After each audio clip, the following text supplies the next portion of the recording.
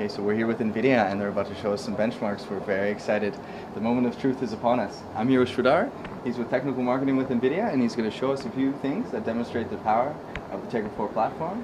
So I'll let him take it away. Sure. Hey guys, all of you must have seen the benchmark results of Tegra 4 that was recently published, but many of you may be wondering whether Tegra 4 is really a low power chip, and here I have a demo to prove that Tegra 4 consumes really low power and can fit in phones and tablets. What I have here is our Tegra 4 phone development platform. Obviously this board is really big, it's not going to fit in a phone, and the reason for that is that it's got all these debug ports that our software engineers and our OEM partner engineers use to debug the phone to optimize it for performance and power. And I hooked up this development board to a power meter through these wires, and this power meter is basically measuring the power consumption of the phone at the battery terminal. Right now the phone is in standby mode and it's consuming less than 10 milliwatts of power.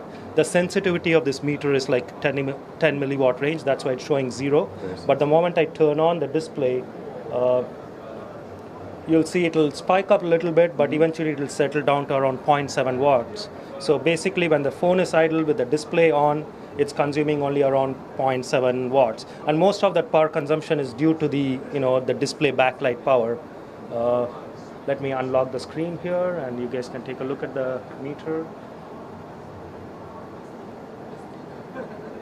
There you go, the phone is sitting idle, the power is settling down, it comes down to 0.7 watts in idle mode.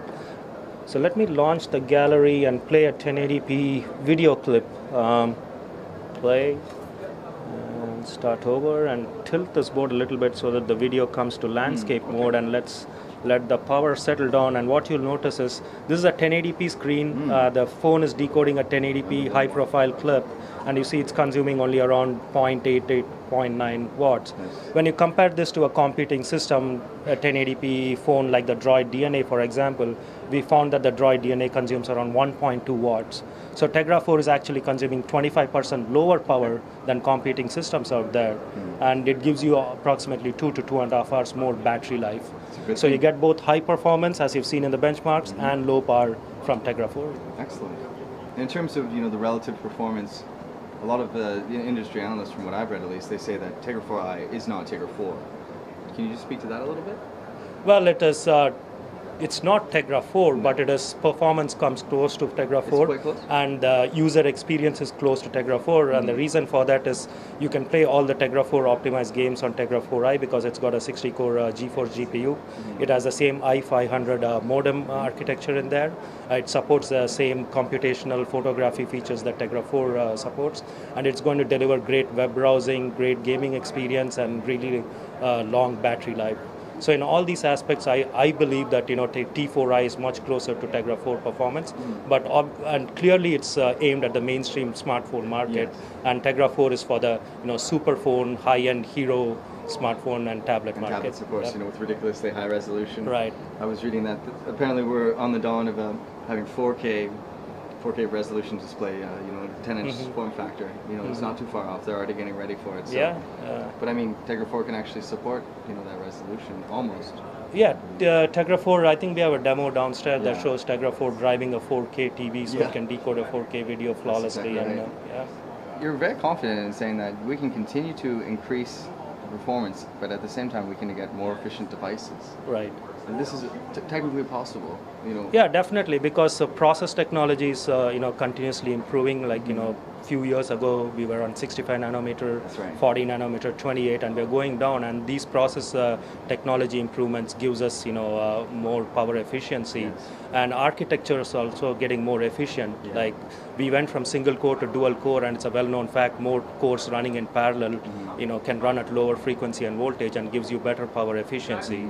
So I think that trend will continue, and as we provide more and more performance in these chips, people will start using up this performance.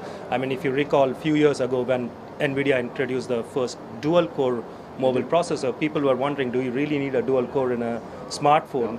But pretty soon everyone moved to quad core because they realized we need this more performance. And as they use these devices more often, they want to use it like their own personal computing device. And of course, and that's where we're going at. I was speaking with ARM last night actually, and they were saying that within 2 years we'll have equivalent performance to what you're used to experiencing on your PC.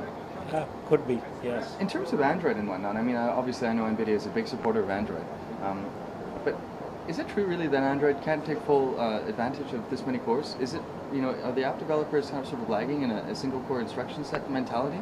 Not really. I know Android, as you know, was based off Linux, and Linux had support for multi-core, and Android today supports multi-core architectures. Like the operating system inherently is capable of scheduling threads across multiple cores.